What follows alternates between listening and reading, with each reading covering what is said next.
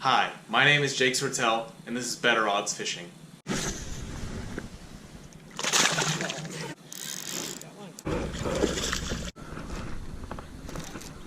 Oh, that's a nice one. There we go.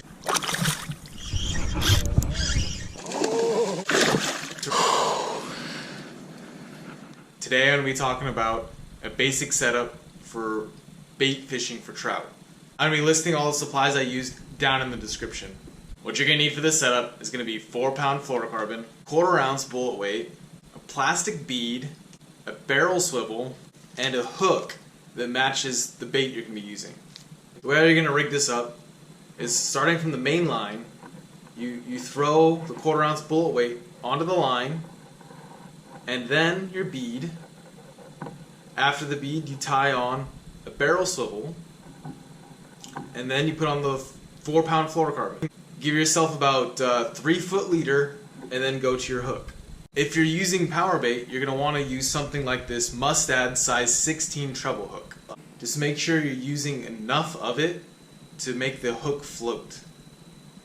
So you could always give it a little test, dip it in the water a couple times before you throw it out. You want the bait to be up off the bottom.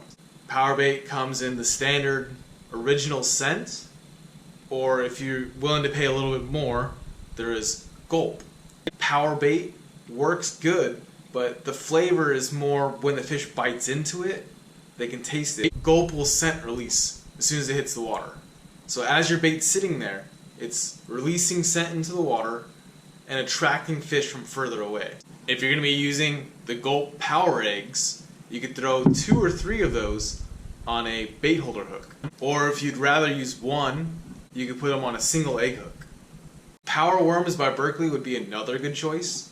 You could either rig that directly on the bait holder hook by itself, or you could use it in combination with the power eggs. The idea behind the Carolina rig is that this weight here can slide freely.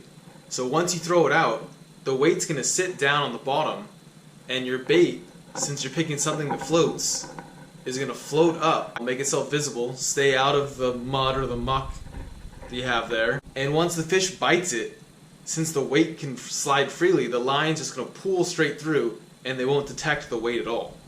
For rod and reel selection, you're going to want to pick yourself either a light or an ultralight rod. What I went with was this Shakespeare Ugly Stick. It's the 7-foot ultralight. And the reel, anything in a 1,000 size would be fine. This is the Shimano Sahara. For the setup of the rig, you can use whatever main line you want to go with. This is 5-pound braid.